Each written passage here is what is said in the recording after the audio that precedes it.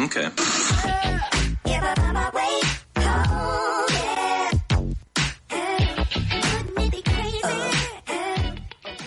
Black Talk Radio since 2008, providing new black media for the masses.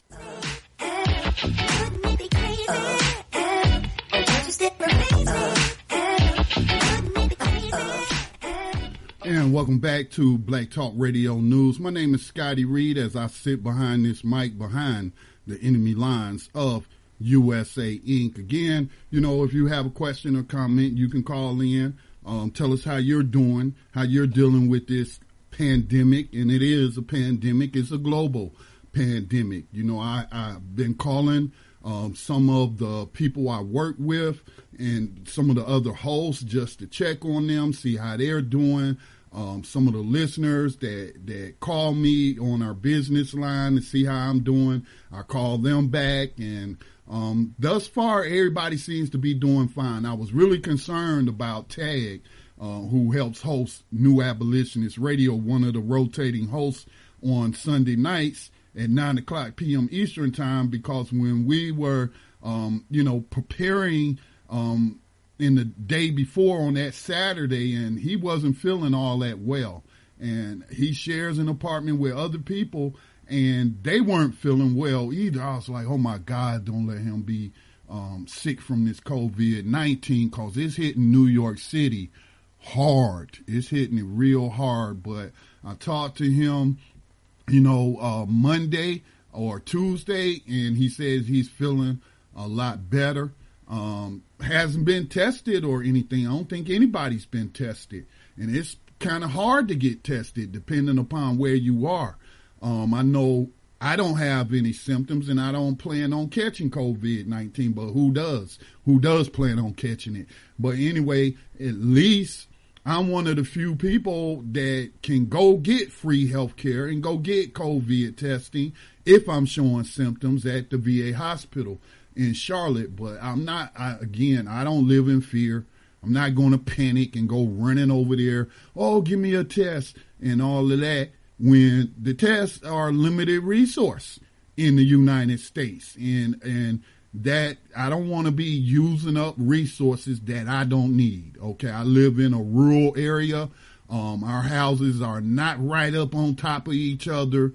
Lots of space, lots of fresh air. And so I've been practicing social distancing for quite some time.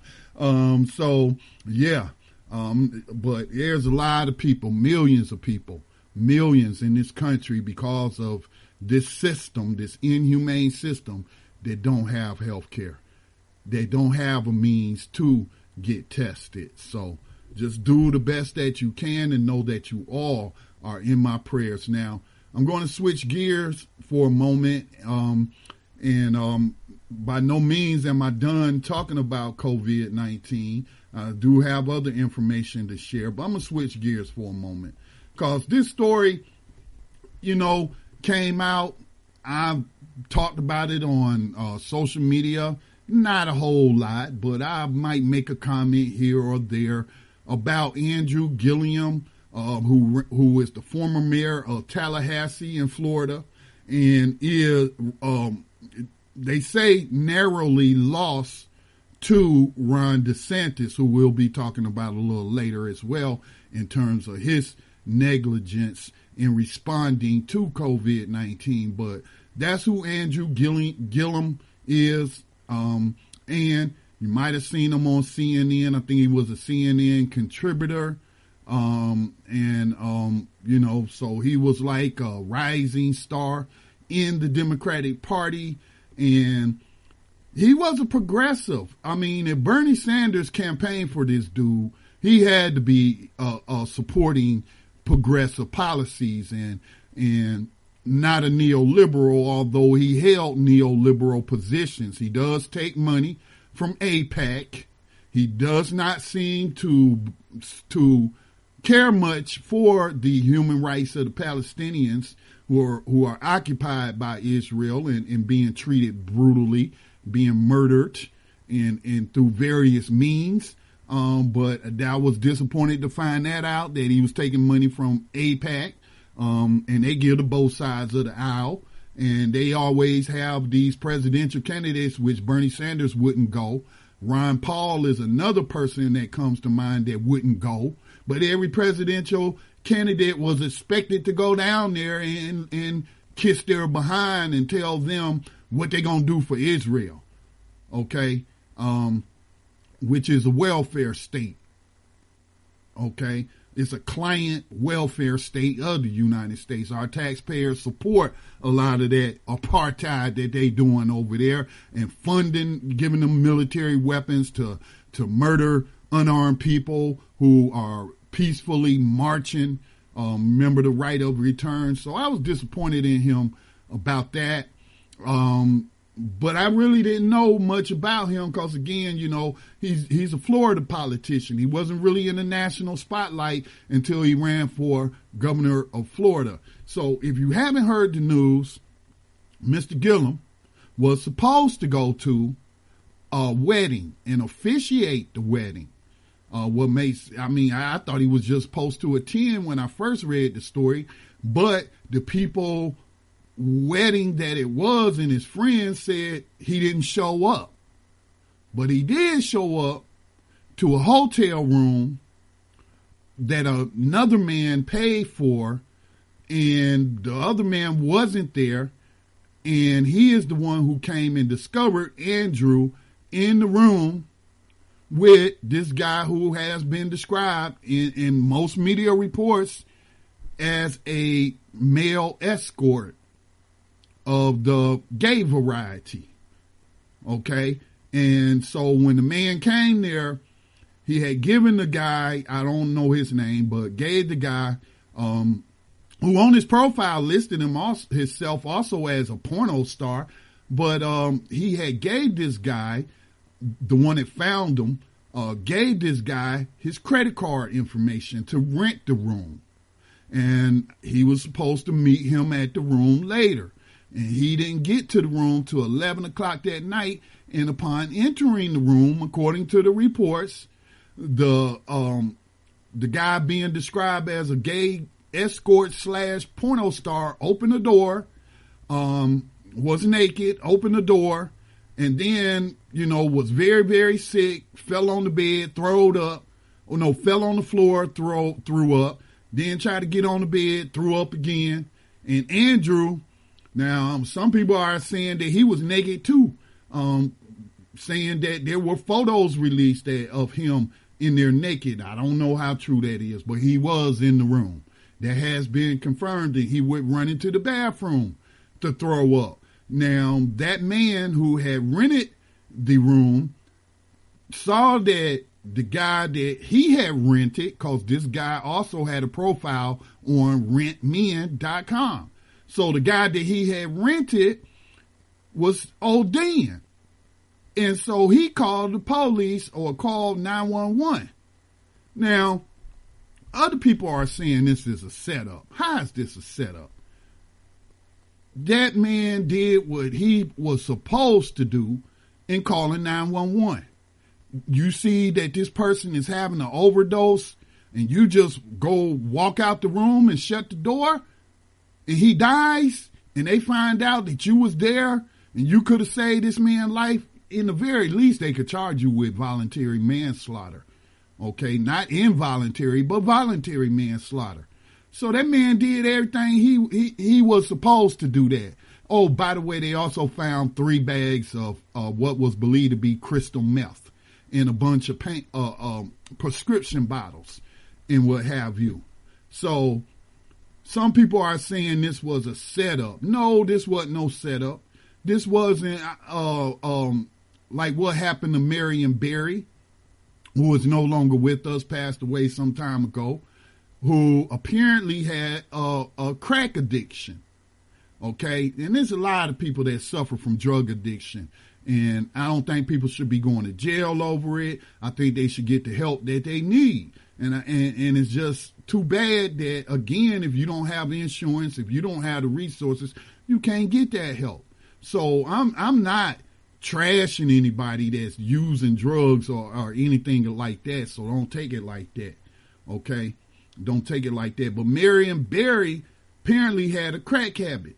And the FBI must have found out from some of his political enemies, and they set up a sting using, I don't know if the woman was a sex worker or not. I don't recall at the time, but somehow they got her to get him in a motel room. And then, apparently they had set up surveillance in there. And then, he got busted. He got busted in there smoking crack with a sex worker. That's a setup. That's what you call a setup. I've seen no evidence to suggest that this is a setup. And just cause he was a black politician, a rising star in the Democratic Party, they just had to stop him. I mean, what evidence do you have for that? Okay? Show me the evidence. I'm an evidence-based person. Yeah, it's okay to speculate sometimes, but make it clear that you're just speculating and you don't really have no evidence other than circumstantial evidence.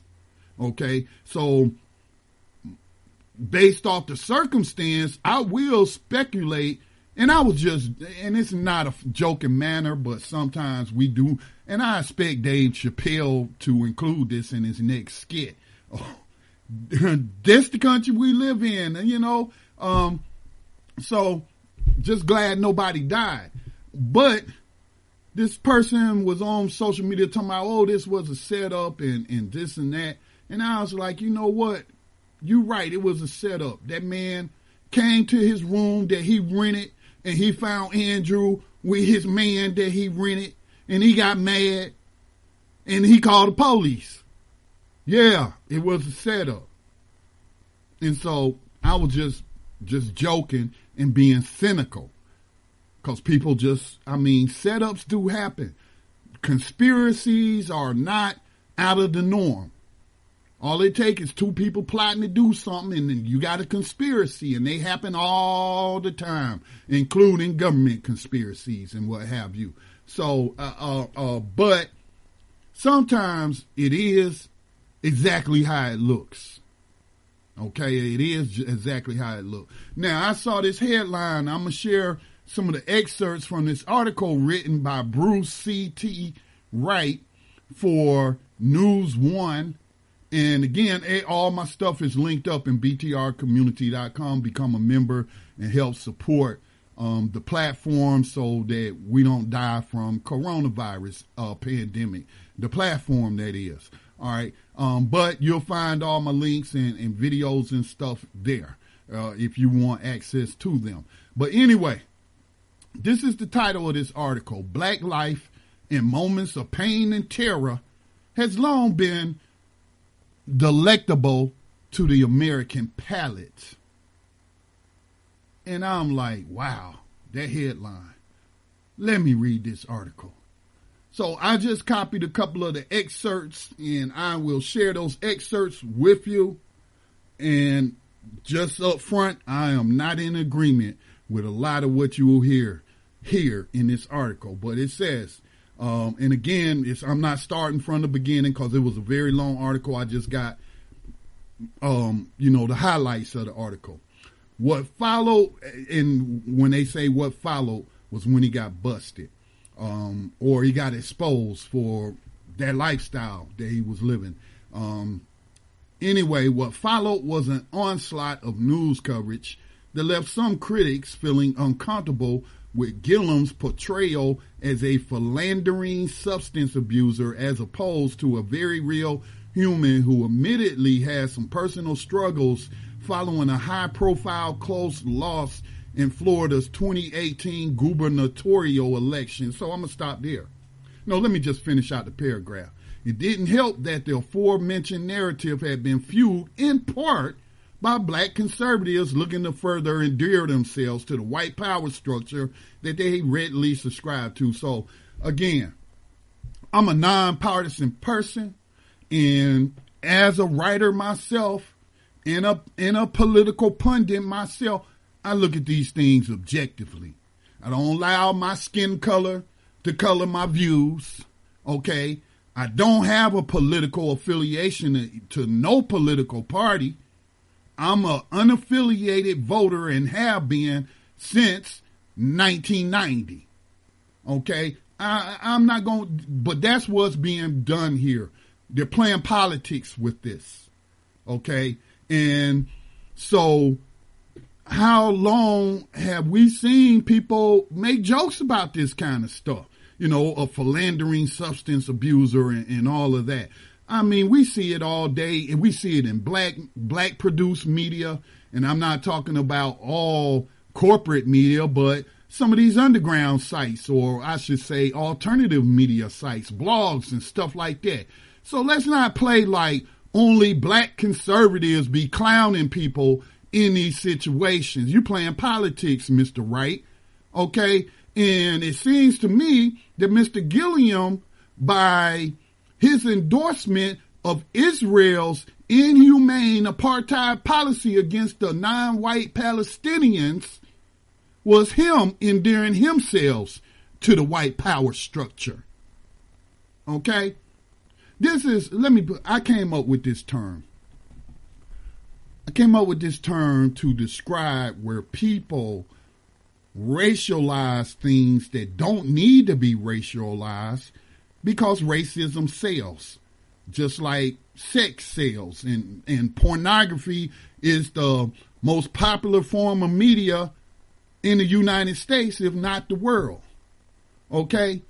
And so a lot of people are addicted to reading about racism and hearing about racism, and a lot of people who produce media will inject race where there doesn't need to be an issue just so they could get those clicks or just so that they could get those listeners. I call them race porn producers. Yes, we need to report on racism.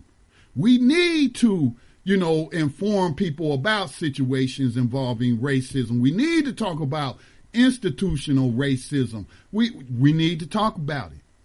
But we don't need to racialize everything where it just doesn't need to be. There's no racism involved here, in my opinion, unless some of these racist white people is talking about him being a black man getting with a white man and race mixing and stuff like that. But in terms of this article, I'm calling it race porn. It goes on. It was precisely that type of news coverage that prompted the penning of an open letter to Gillum. Black men, which I am one, and the media, which I'm a part of, in an effort to encourage support for the former mayor and his family, and at the same time, be our brother's keeper and be the change in which we seek, quote unquote. No one is, quote, irredeemable, wrote Preston Mitchum and Michael Seabury in their open letter that they published on Monday afternoon and invited other black men to sign. Well, I'm not going to sign it. I'm not going to sign it. This man has all the support he needs. This man is checked himself into rehab for drug addiction and what have you. So he's getting the professional support that he needs. Well, let me back up because I misspoke there. He said he wasn't doing no drugs. He said he was drunk.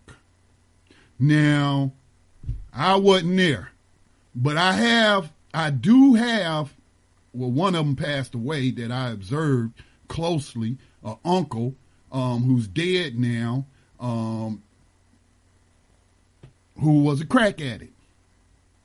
And when I go to my grandfather's, on my father's side, house in Charlotte, sometimes me and my father would go by there to check on the house and check on him because we knew he was a crackhead. And there'd be other crack addicts in there and stuff like that. And so I observed up front people smoking crack. And crack is a methamphetamine just like crystal meth is. And they wouldn't be able to talk sometimes. Sometimes we be, trying to talk to them and they can't talk. Their mouth would be moving, but no words would be coming out because they done took that hit. And that's what, hey, I'm just telling you what I saw. I have never seen a person unable to speak, as was reported. Mr. Gillum was unable to answer any questions from the police because he was what is the word they use? Inebriated. So they just let him chill out. The paramedics then checked his vitals. When his vitals was normal, they allowed him to go home. And, we know, though, and I'm not saying they should have been arrested. The drug war should be ended because it's really a war on people. But I do know if it had been if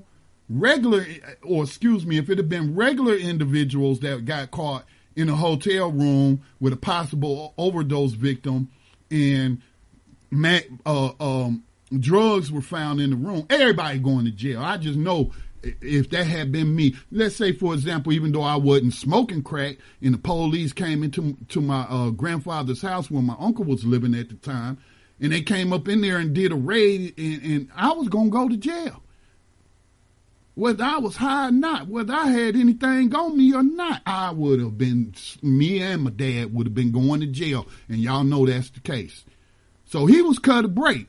And then, talking about setting somebody up in a setup, you don't get to go home and not be arrested. If this was a political setup or somebody was trying to get him in trouble or whatever, I don't know. It doesn't appear, the evidence doesn't suggest this was a setup. It suggests it was an unfortunate circumstance that he put himself into. And because the other guy OD'd, the other guy called the 911 and Mr. Gillum, was exposed for being there. So I'm all about being my brother's keeper, okay? But you can't keep everybody from harming themselves. And so I'm just saying, what can I do by signing a letter? And of course, nobody's irredeemable, but certainly this society treats prisoners as being irredeemable. It makes them second-class citizens and makes it that much harder for them to integrate back into society. Now, again, I don't know Mr. Gillum's politics. I read that Bernie Sanders did campaign for him. And so if Bernie Sanders was campaigning for you, you must be a progressive. Okay? So it's just a shame, And then this stuff about, well, he had lost a close election. Come on, man. That's going to drive people to use drugs. That's going to drive them into the arms of a sex worker and not into the arms of their wife. Y'all just trying too hard. Y'all trying too hard with this race porn. Come on now. Now, Mitchum, it goes on, Mitchum, an adjunct professor of law at Georgetown Law Center, who describes himself as an unapologetically black and queer civil rights advocate, public speaker, writer, and professor, told NewsOne in an email Monday night that all media has a role to play. But he cautioned white mainstream media, in particular, must be careful in how it displays black people in our bodies and isn't something that, let me read that again. White mainstream media, in particular, must be careful in how it displays black people in our bodies and isn't something they are often forced to do. Okay? Listen here. Again, you trying too hard. These people are trying too hard to make this about race. Okay? They're trying too hard. The media in this country don't care about your skin color. If it's a story that's going to drive clicks to their website, they going to publish it. Now, I don't remember the woman's name, but I did report on it. I did do a podcast on it. But you may remember, there was a white woman who was a congressperson, a sitting congressperson. She was new to Congress, matter of fact. A Democrat in California who her and her husband was swingers is the best way I can describe the relationship. It was like an open relationship, and she was actually in a relationship with one of her staffers, which was unethical and what have you. But She allowed her husband to take photographs, or who, I don't know who took the photographs, but they took photographs of her naked, hitting a cannabis bong, all right, smoking weed, and, hugged up with another woman and all this. And they published them naked pictures. Of course, they blurred out her nipples and her vajayjay, well, however y'all want to call it. But they published those. And she was forced to resign because it was revealed that she was getting down with one of her congressional staffers, and that was viewed as being unethical. We see them all the time exploiting people's bodies. The only reason that young girl, that 16-year-old girl, what's that girl now? I can't think, Dr. Phil girl, Cash Me Outside girl. I can't remember her name right now, but she's a little rapper now. Now, if that little girl didn't have the body that she had, she wouldn't be no worldwide rapper. If she was a flat-chested, flat-butted teenager, she wouldn't be no rap star and flying all around the world making all this money. All right, come on, y'all. Sex and media and sex sells, and everybody is exploited. And some people exploit themselves, and then you want to talk about black bodies or whatnot. The girl named Lizzo, the overweight, obese, and a lot of Americans are obese, so I'm not name calling, I'm just making a statement of fact. But she can sing, but she likes to flaunt her body and all of that.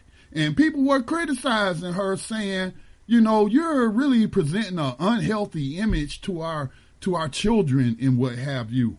And she showed up at an NBA game with some kind of outfit on with the butt cheeks cut out. That's self-exploitation. We know when we look at Nicki Minaj, or as Kwabena would say, Nicki Garbage, man, she came into the game exploiting her body. Now, if you're an old school hip hop head, and I don't even know, well, I guess it was the 80s or the 90s, we can qualify that. Can we qualify 90s as 1990 as old school? I guess so, right? Yeah. But Queen B, now I done forgot her name, was with Rolling with Biggie Smalls. Y'all know who I'm talking about. She go by Queen B. There's only a few female rappers that did not allow the industry to exploit their bodies like that. So this is, are you calling out entertainment media for quote unquote exploiting black bodies or how it displays black people? Are you calling them out? I know I do. I know Brother Kwabena Clear the Airwaves Project does. And more importantly, we point out the filthy lyrics, talking about killing people and drugging people and selling drugs and running trains on women and just so disrespectful. I don't hear nobody in mainstream media, black media, white media, any of them talking about, y'all got to be careful of how y'all display black people in our bodies. Come on, y'all. Let's keep it real. I'm for the truth, no matter who tell it. I'm for justice, no matter who it's for, as Malcolm X said. This is race porn. And it's like the fable, The Little Boy Who Cried Wolf. You want to keep pushing all this race porn and where it isn't racist. And then what do? You desensitize people to actual acts of racism. Oh, they screaming about racism again. Pay them no mind. The last time they said something was racist, and then we got the facts and they wasn't racist at all. So, next time they come along, let's not even listen to them. Pay them no mind. That's a race porn producer. or that's somebody that lives in perpetual victimhood. I'm a victim of racism, and that's my identity. And I'm going to call everything racist, and I'm not going to even look at the evidence. I'm just going to make the evidence fit my theories or what have you. Come on, y'all. You actually making it more difficult to address racism because you're desensitizing people. It's very, very important to address racism in the media, address racism in writing, in this society, to cover it all. But when you crying wolf at every turn, man, ain't nobody gonna take you serious no more. They gonna be like, oh, there's that whiner again. That person always trying to play the race card. They already say those certain things. So I'm saying to black media writers like Bruce C.T. Wright, I'm saying to Mr. Mitchum, an adjunct professor of law at Georgetown Law Center, stop it. Just stop with the race porn. Just stop it. You ain't calling out every naked display of a black body, then don't try to play politics because this dude is a politician. Don't try to, drum up sympathy. I already got sympathy for him. He might have just lost his wife. And by the way, I hope his wife get tested for HIV. I don't know if this guy was on the down low. I don't know. I wasn't in that room. I don't know if he had sex with that man.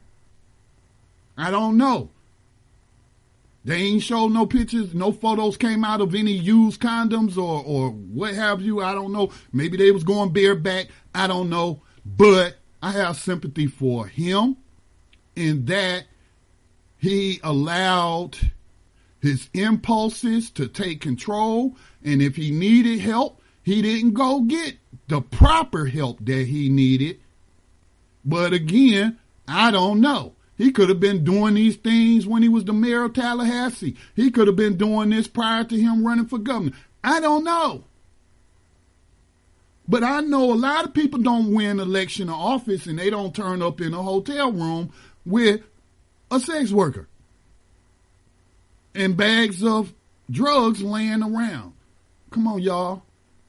Now, I know some people out there, they say that we live in a system of white supremacy, and they say that black men can't be men. We're little boys in the system. Give me a freaking break. I'm a man. I don't know what you are. You can call yourself a boy all day long. I know that's what the white racists used to call, and probably still do call black men boys. Okay? So you refer to yourself as a boy all you want to. I'm a man. I'm a man. So, and Mr. Gillum, I don't know how he referred to himself, but I suspect he thinks he refers to himself as a man too. I don't think he's going to call himself a little boy, too immature to make logical decisions and what have you. And again, age doesn't matter. People make mistakes like that. And I'm not angry with Mr. Gillum. I feel sorry for him. I feel sorry for his wife. I hope she's able to shield his small children from this. I hope when she goes out in public, people aren't yelling stuff at her in the company of those, whether she's by herself or with her children. I feel sorry for all parties involved. But what I'm not going to do is sit up here and say the only reason this story came out and they published them photos was because of racism. And then you got these sellout black conservatives and they talking about it, and that's the only reason they talking about it because they trying to get next to white power. Well, you know what? The Democratic Party, white people control it. Now, I know Barack Obama does have a powerful position within the Democratic Party, but the money is what really rules. You know, what did Dave used to say when he would cite a rap lyric, cash cream or cash runs everything around me. And we know most of they billionaire donors, and I'm probably sure that Robert Johnson probably gives them money. He's a black billionaire. Oprah gives them money. She's a black billionaire. So it's the money. It's the money. But I would say, though, the majority of the power players is in the Democratic Party. Are they snuggling up to white power? Was he snuggling up to white power when he, said what he said with AIPAC in mind? Because AIPAC, Jews come in many different colors. You got white Jews, you got African Jews, which are black Jews. Just look at some of them pictures of them black Jews marching in Israel because they been having racism practice against them. So was Mr. Gillum snuggling up to white power? You tell me, okay? Now, it goes on. Let me see how much longer, because let me just read the rest of these paragraphs. Seabury, a high school teacher, that's the other person who wrote the open letter and asking other black men to sign. I mean, why are you trying to put it on black men? See, they trying to make black men look like we homophobic or something. That's what that is. And I know there are black men who are homophobic, but there are white men who are homophobic. There are black women who are homophobic. There are white women who are homophobic. There are Hispanic people who are homophobic. But that's what it seemed like they trying to do in spotlighting black men. Why not just have the general public, ask for the general public to sign this letter of support?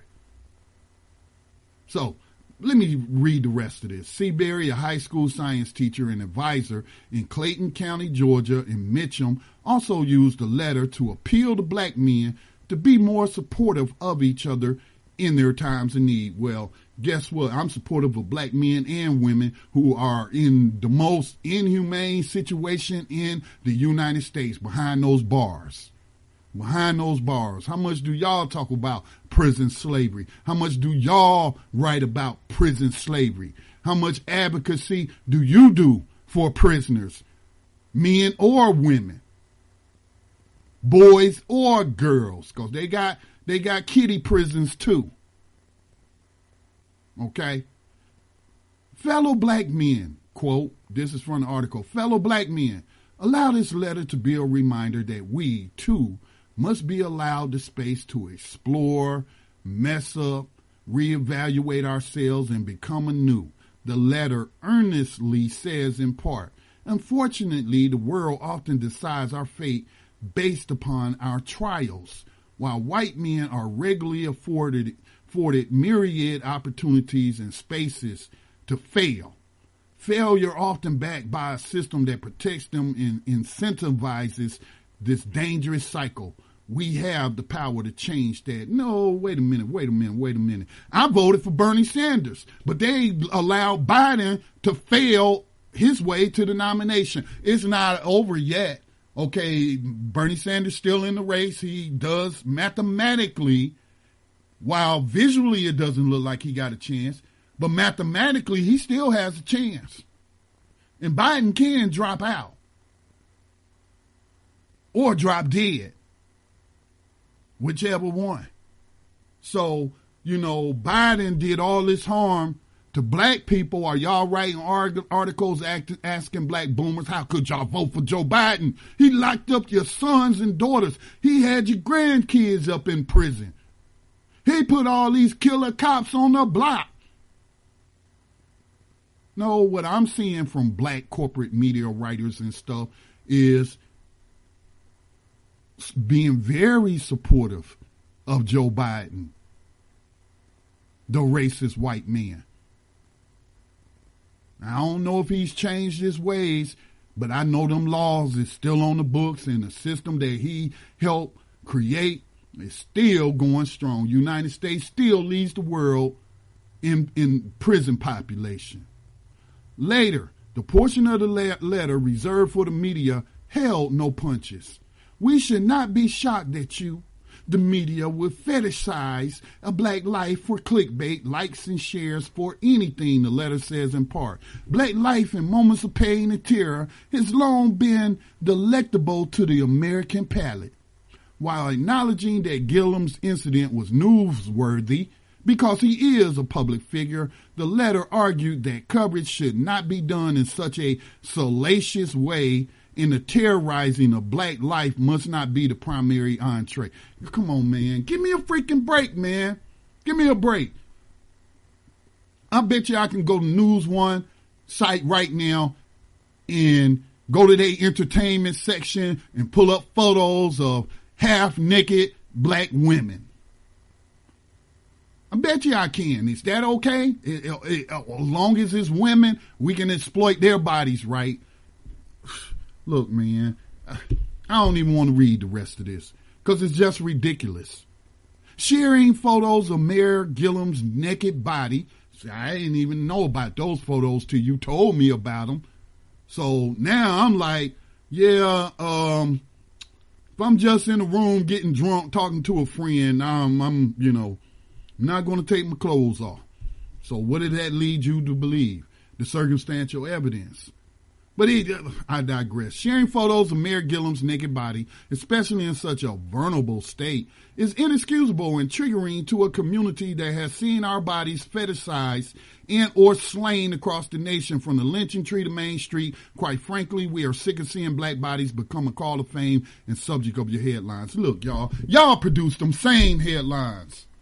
I'm sick and tired of black media supporting killer black radio. I'm sick of people's ears being subjected to black rappers rapping about shooting somebody in the face. Okay? I'm sick of hearing about black rappers rapping about running a train on our daughters. Y'all don't know what a train is for those that's a little bit been sheltered all their lives. And I'm not picking at you. But running a train is where a woman is bent over and dudes stand in line waiting their turn. That's called running a train. And you'll hear that type of language being promoted, those type of scenarios being promoted in black music. You hear these people calling it out? No. The only person I know, there's a few people I know, but I can count them on two hands. I can count them. Mainstream corporate media, nope.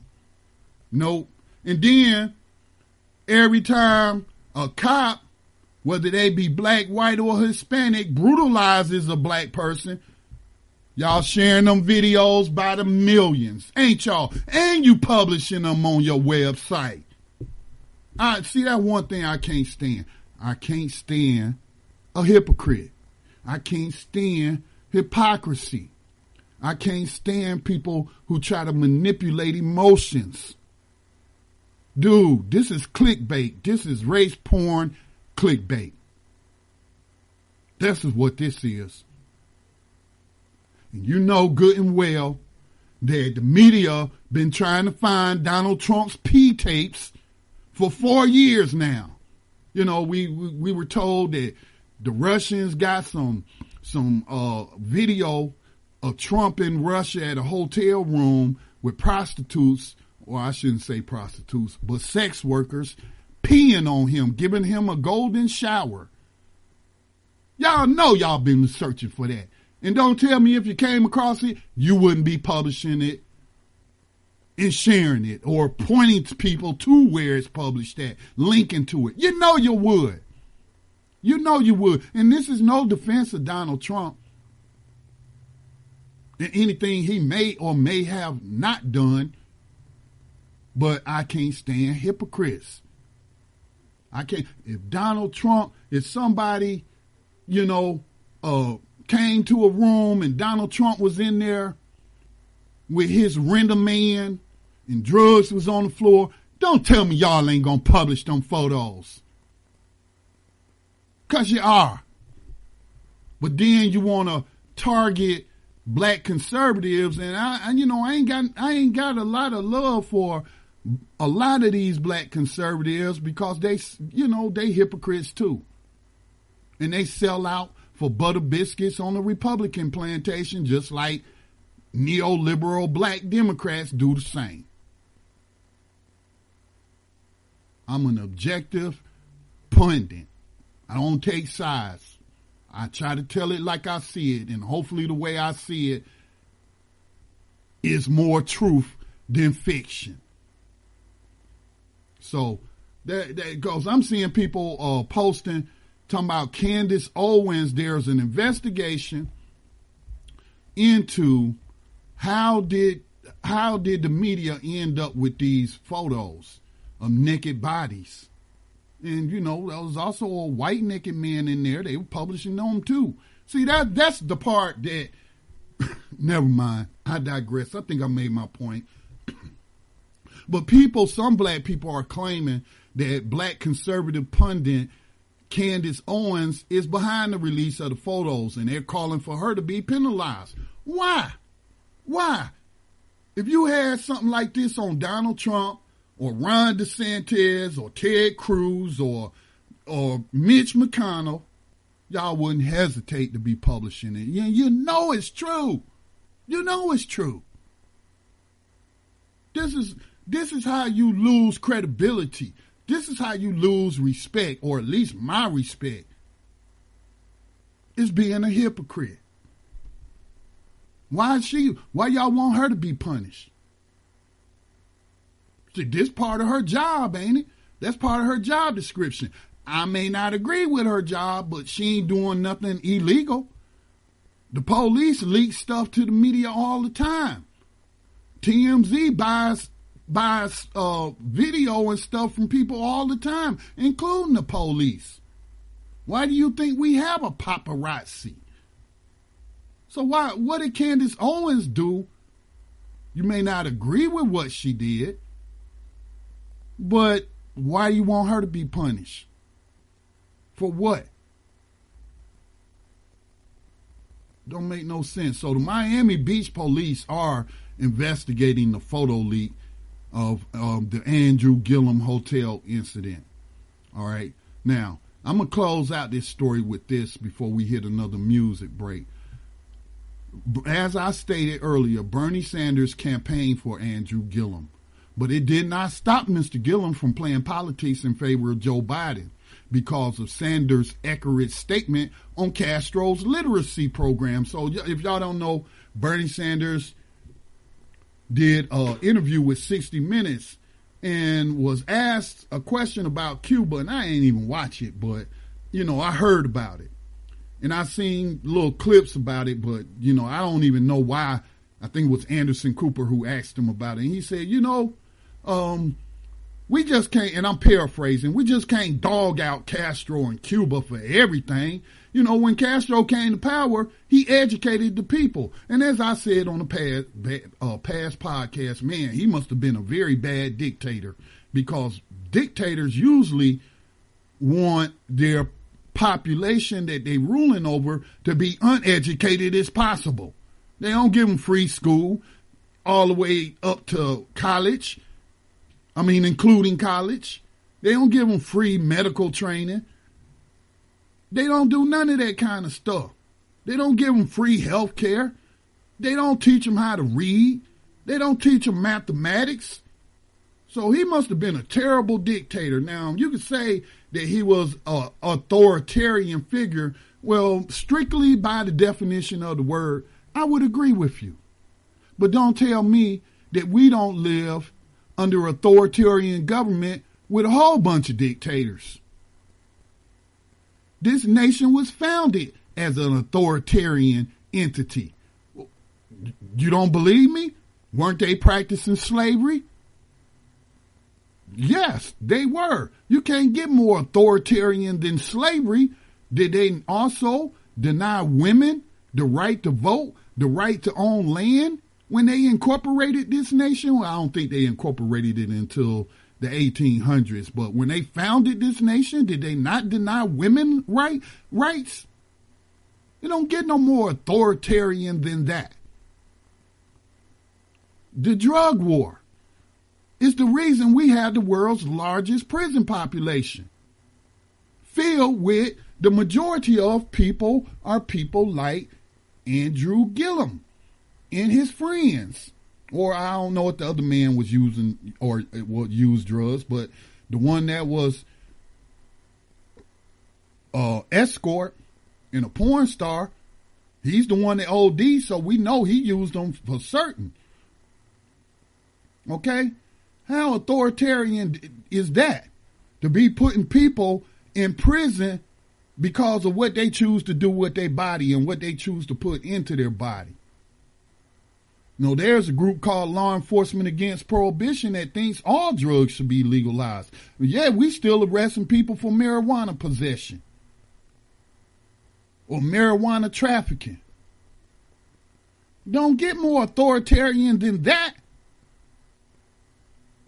But, you know, Andrew was piling on with the rest of the people on Bernie Sanders just a week or so before this happened to him, and saying how, Biden's going to run away with Florida because of what Sanders said about Castro's literacy program and what have you, because we got a bunch of the, and I'm paraphrasing, I'm speaking with my own voice or using my own words. Gillum didn't say this, but I'm saying it. Because we got these old racist non-black Cubans down here that fled Cuba when the majority of the people rose up against that brutal murderous dictator, Batista, and they came here to the United States after Kennedy wouldn't support their little Bay of Pigs operation. Okay? So I feel sorry for Mr. Gillum, but this is a self-inflicted wound. He don't strike me as no dumb person, but people make mistakes. But this ain't got nothing, no aspect of it has to do with racism. Now, if they had arrested him and said he was the one that gave the man the drugs and let the OD white men go, yeah, that's right. That we could easily see racism in that, but nobody got arrested. Everybody got to go home. So where's the racism? And then using these trigger words. Y'all the one that be triggering trauma in people and making people think something's racist when it's not. I'm not. I think I've made my point. I'm not going to belabor this story anymore. And unless there is something, drastic that comes out, I probably won't ever talk about this story again. Okay? But we need to end the drug war. We also need people to be safe out there when they having sex and protect themselves, because, a lot of unsuspecting wives and girlfriends got infected with HIV because we had these men living in public like they was straight, but they was on the down low having sex with other men and spreading it and giving innocent people HIV. I hope Miss Gillum gets tested, and I hope she's negative. Hope that test come back negative. I hope he's able to get his life together after, he gets his rehab or whatever. But these dudes that's writing this open letter and this guy that's writing this race porn, y'all can miss me with this crap. All right, so you're listening to Black Talk Radio News. My name is Scotty Reed. I don't have a regular schedule for this program, so you can become a subscriber by going to blacktalkradionetwork.com, make a donation of any amount, make a monthly donation of any amount, and we'll put you in a subscriber list, and that way you'll get an email whenever a program, not just my program, but any program is scheduled on the network. Okay, so we only exist because of you, because of donors, and we have very, very few donors, less than 200, and we appreciate them very much. But we need more. We need more, just to maintain, not even to expand, but just to maintain what we have. But if you have a question or comment when we come back on the other side of this music break, we'll take your call, hear your comment, and answer any questions.